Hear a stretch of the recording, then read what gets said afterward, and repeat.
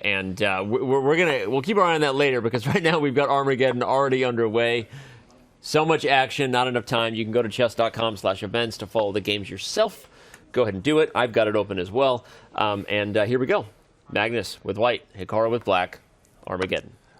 Magnus sacrifices Hannah. Exactly. Did you expect that, David? I was going to ask, what was your prediction in terms of the opening for this game? Did you expect Magnus to go for this?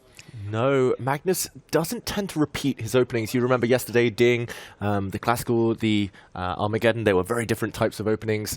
Magnus normally switches things up, but here he's taken Hikaru head-on, pretty much up the challenge here. He's gone for a piece sacrifice temporarily. He's regained the material with a fork. White has the bishop pair. White has the better pawn structure, but watch out. Black has a huge threat. C5, hitting the white queen, then C4, locking down the white bishop. Really typical idea in the Spanish opening. But Hikaru prepared again. Is this wisdom? Is this madness from Magnus? I have no idea what's going on in terms of Hikaru. As he said, he has a huge backlog of preparation from the candidates, and it has been going really well for him. Yesterday against Fabiano, today against Magnus. But now, who is happier here with the opening? Who has out-prepared whom, Danny? I mean, I think Hikaru's happy again, just from the perspective that he's already taken a minute off of the edge. Remember, white has 10, black has 7. So, okay, there's still plenty to go. And it's a 3-result game for sure. But I feel like Hikaru is once again happy. He's not showing any signs of not being prepared for this position. So, okay. Yeah, he's just got active play, active pieces, Hikaru here. The black knight on e5 compensates for the bishop pair, at least for now. Slightly backward pawn on d6, but easily defended for now. You could imagine that pawn stepping forward later upon sufficient preparation. Yeah, it feels like also issues for Magnus, how to complete development. Knight d2 always met by a knight landing into d3, I was going to say, so he prepares that one first. He covers the d3 square.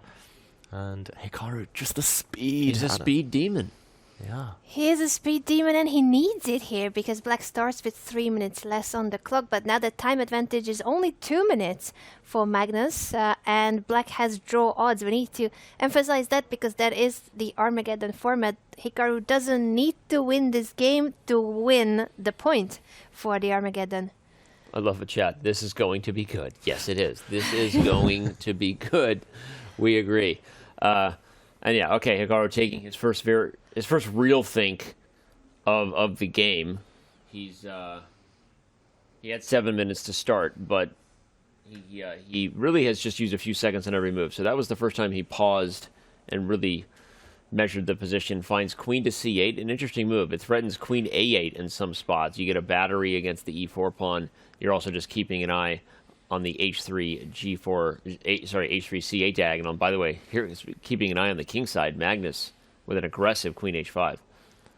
Yeah, Magnus eyeing some checkmates potentially on h7. Maybe trying to take a pawn simply on e5, although you'd have to calculate once the d-file becomes open here. I think Hikaru's plan with queen c8 was to drop his knight back to g6. I saw him kind of angling for that knight earlier, and then to break open the center with d5. But that looks really risky with white's queen lurking nearby. So, yeah, Magnus not necessarily playing for an objective advantage from the opening, but still imbalanced enough to create winning chances. And that 3-minute edge, it's pretty much back. Hikaru has really slowed down on the last few turns. He has slowed down, and that's for a reason, because Magnus is putting a lot of pressure on him. And the queen on h5, it's looking very annoying. Even if black were to trade queens at some point with queen g4, I don't think that's an endgame that Hikaru would like to play with the backward d6 pawn being so weak. Yeah, he might have to play that endgame, though, sooner or later. It does feel too scary to maintain the tension for that long. And, okay, first he hits the white bishop, which will not trade off for a knight. It will step back. There we go. f4, a bit of a threat. So Hikaru gaining space, carving out squares for himself now. Knight d3 incoming.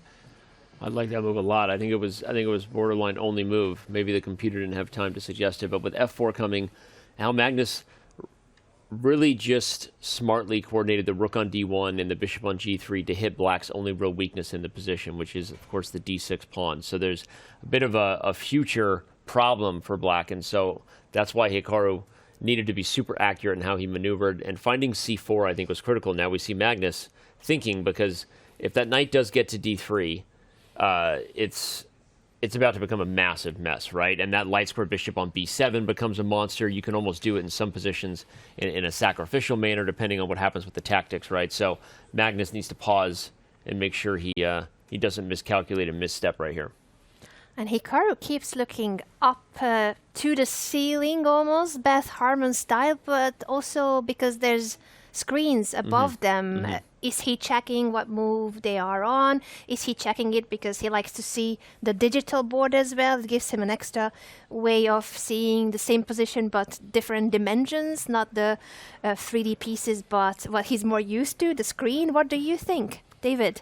Yeah, a bit of both. We've all seen that that meme with Hikaru reaching for a mouse in over the board chess and it not being there. Maybe he feels more comfortable that way, as you say, Anna. But also, definitely half an eye on move 40. And again, I would even be if Hikaru was just thinking about his next trip to the conventional booth and making sure he's not missing any action in the other games. You know, I got to talk about. No, I'm kidding. I think he is dialed in on his own game, checking the move number. Maybe likes seeing it that way. Also, maybe just Hikaru look number 9, which is the confident look off to the right shoulder. We've seen it many times. Check out the catalog. All right, knight f1. Played by Magnus. It opens up the rook on d1, the bishop on g3, also spying d6. So, super tricky for both sides.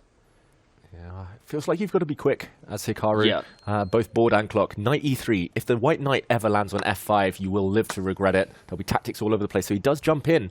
He forces the trade. Knight for bishop. Opposite color bishops now. Magnus temporarily a pawn up, but the e4 pawn is dropping. The d6 pawn might drop. It's as if you predicted it, Danny. Yeah. Giving up a pawn for dynamism.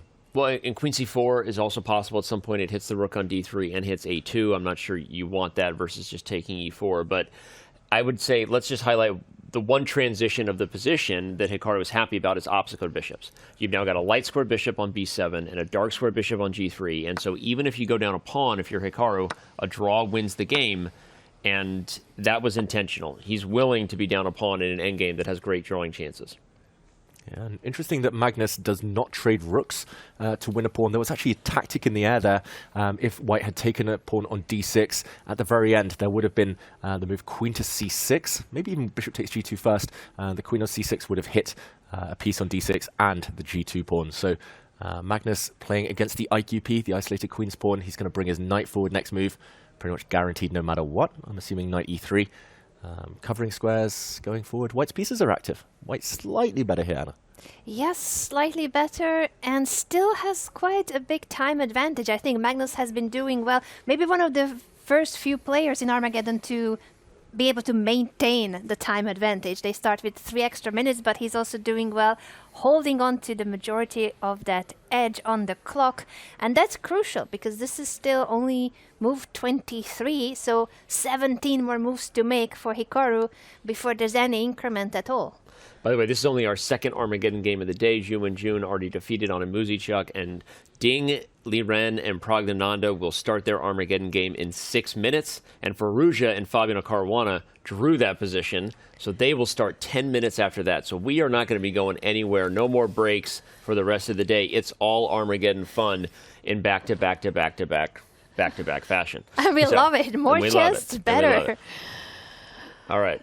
Magnus has to think about it. You just called out the time advantage, but he needs to maintain it because I think Hikaru is going to get great drawing chances at some point in this game. I see our Grandmaster David Howell nodding his head. It always feels good to have a GM agree with you. I think he's going to have great drawing chances. Magnus knows it, and I think that's partly why he's using his time right now. It's because this is your chance to create new problems, David, right? Like, mix it up right now. Be a nuisance before it's too late. Exactly, and he tries that by going for a different angle. The white queen stepping back, now really kind of suggesting that he's going to grab that weak pawn on d6. Hikaru, I don't think will react with any panic. Queen to e6 would hit, for example, the a2 pawn. At some point, black might just say, fine, have it, take my pawn, and just give the black king some breathing space, some luft, so you don't blunder any back rank checkmates later. Magnus still in control here, Anna, but Hikaru can't be feeling too bad about life.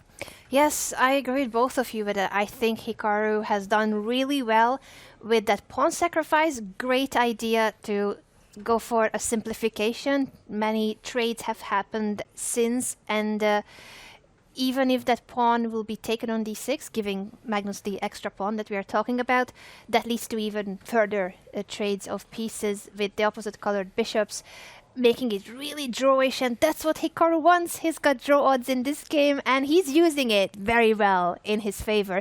But, Danny, there's a question mark now with h6. Why is that a question mark? It could be the computer just doesn't like giving up the pawn, which is, okay, objectively true, right? And the computer likes winning a pawn for white, but I don't think it changes what the match strategy is here. Hikaru knows he has opposite colored bishops, and that has good drawing chances. Magnus knows that doesn't mean it's a walk in the park, though, and he's going to try to create problems that leverage his advantage on the clock. So, it's game on here. I think queen e8's a nice move, threatens queen e4, so Magnus says no thank you, but will Hikaru offer the queen trade? Now that's an interesting question, right? Because does the queen trade help? No, Hikaru says no, I don't want it. Looks like this particular camera angle is dead frozen, so we keep going there. But we're definitely getting action, and maybe we got so many cameras in this building. Shout out to the team setting it all up and doing it. But that particular one doesn't seem to be live right now. All right, knight e7 coming to f5. I think getting the knights off the board, David, is a big advantage to the defender. So Magnus says no thank you and plays queen d3 check. Really clever move there. Yeah. Right now, the players, it's going through their mind which pieces they want to keep on the board, which ones they want to get off. Black definitely wants the knights off the board, as you say, Danny. Queens, that's more debatable. He's offering the queen trade now, Hikaru, maybe out of necessity more than anything. If Magnus does allow the queens off, he cannot allow the knights to be traded ever. So key moment, does he move the white queen, allow the black queen in maybe with some checks? I mean, queen d7 looks very tempting with some calculation to be done. Or does he trade? He gets them off the board. He trades. But now the margin is so small.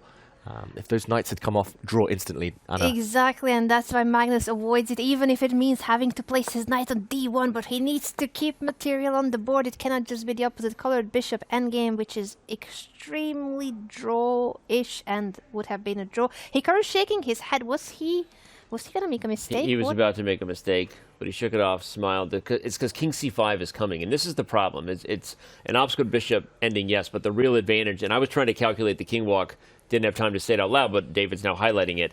From the very beginning, the reason Magnus took that queen on g6, you saw him pause to calculate, is because he knew, David, that he could win the sprint to the queen side, and that was the key to the decision, and ultimately to whether Magnus can win this endgame.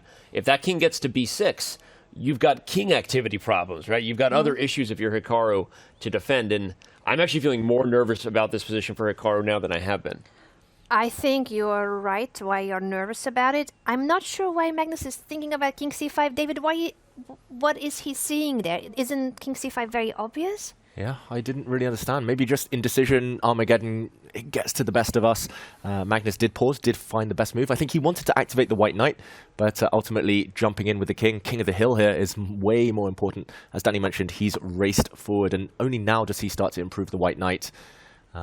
Okay, what next though? How to clinch this? Is it walking forward with a white king simply to trade a plus pawn? I'm feeling more and more like this Magnus is going to find a way to get this. It's principle of two weaknesses, clinical, right? You talk about it. The key is that if that knight moves from e7, everybody, the f5 square becomes available for Magnus's knight. And if you don't go to e7, there you go. Then the king will get to b6. The knight would have loved to have been on a square like c8, holding back the lions. You see Hikaru shake his head, and yeah, I'm thinking that there's just enough on both sides of the board for Magnus to maybe get this one. Just enough material left, as you say. Knight still key to this position. Even if white wins this A pawn now, or wins a second pawn, if knights disappear, it's a draw. So you need to be careful as Magnus Carlsen right now. I was going to say, do you step forward with pawns, block the advance of black's kingside pawns? Magnus says no, he's going after the black knight. If he could trade bishop for knight, Magnus wins.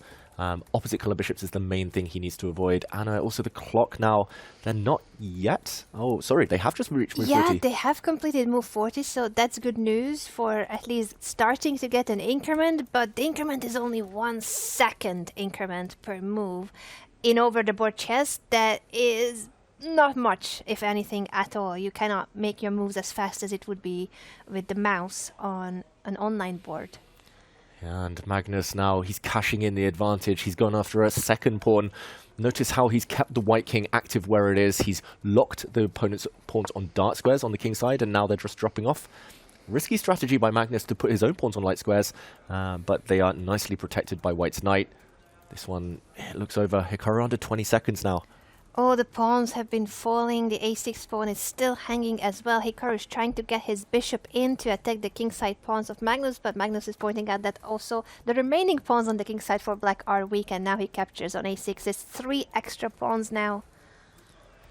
Yeah, and there we go. Hikaru resigns. Magnus Carlsen takes the win in Armageddon. Great endgame technique, showing the benefits of active pieces, but it was close. Hikaru had his chances to hold.